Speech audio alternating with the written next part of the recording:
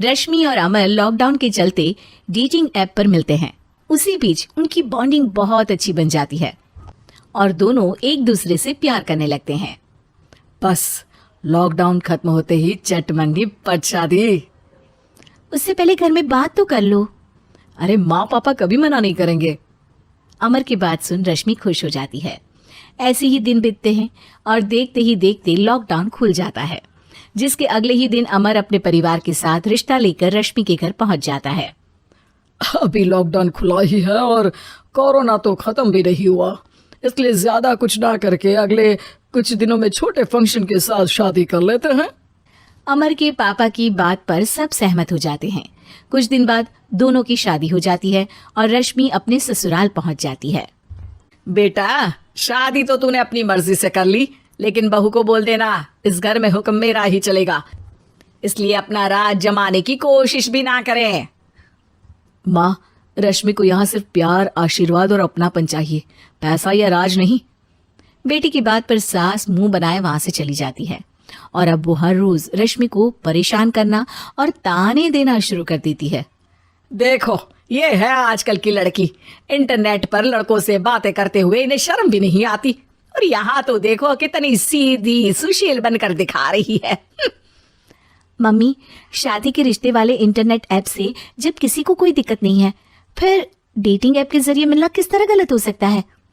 रश्मि की dating app वाली बात सुन उसकी हैरान सास तुरंत तुनक कर पूरे घर को सिर पर उठा लेती है, जिसकी आवाज सुन अमर और उसके पापा भी वहां आ जाते हैं।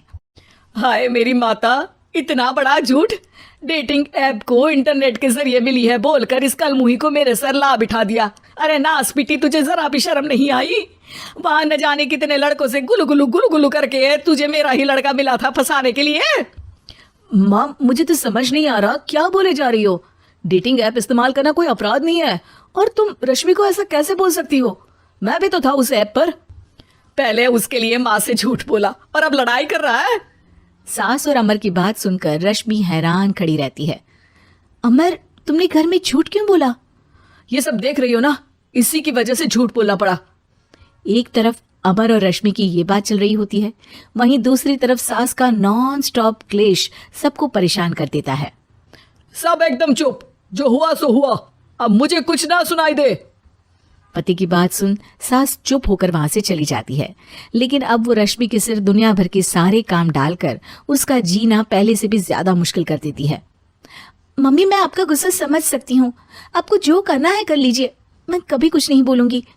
उम्मीद है किसी दिन तो आपका गुस्सा शांत होगा और नफरत प्यार में बदलेगी। रश्मि की अच्छाई को उसका नाटक समझकर सास गुस्से के 7वें आसमान पर चढ़ जाती है और उसी शाम रश्मि को नीचा दिखाने के लिए अपनी सहेलियों को घर बुलाकर उसकी बुराइयां करने लगती है। अरे कौशल्या, क्या बताऊं, आजकल के बच्चे ना बहुत एडवांस हो गए हैं। पहले रिश्ते घर परिवार वाले सब देख परख के कराते थे, और अब ये लोग खुद न जाने कहाँ कहाँ मिलकर खुद ही सब कुछ पक्का करके हमें बता देते हैं। लड़की का कैसा दिन धर्म, कैसा ईमान, कैसा चरित्र कुछ नहीं पता, बस प्यार किया और घर लाकर बिठा देते हैं। अरे ऐसा क्यों बोलती हो?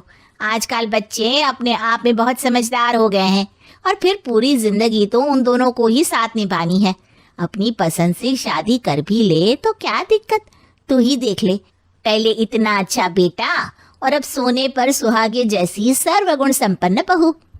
और पता है, अभी कुछ दिन पहले मेरी बेटी ने मुझे डेटिंग ऐप के बारे में बताया, जहाँ लड़का लड़की अपनी पसंद से अपने आप एक दूसरे को चुन लेते हैं, और फिर अगर सब सही रहता है तो बात आगे भी बढ़ जाती है।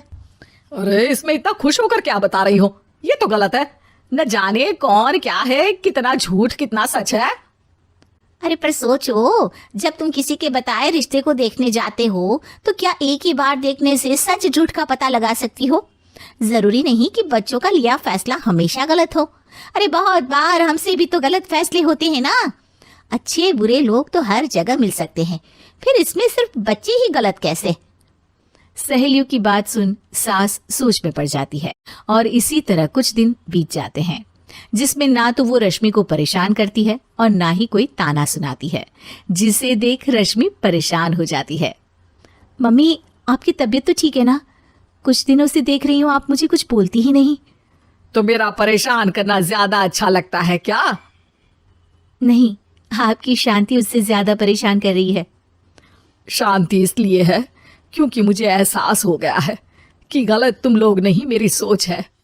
प्यार तो एक सुंदर एहसास और शादी खूबसूरत साथ है।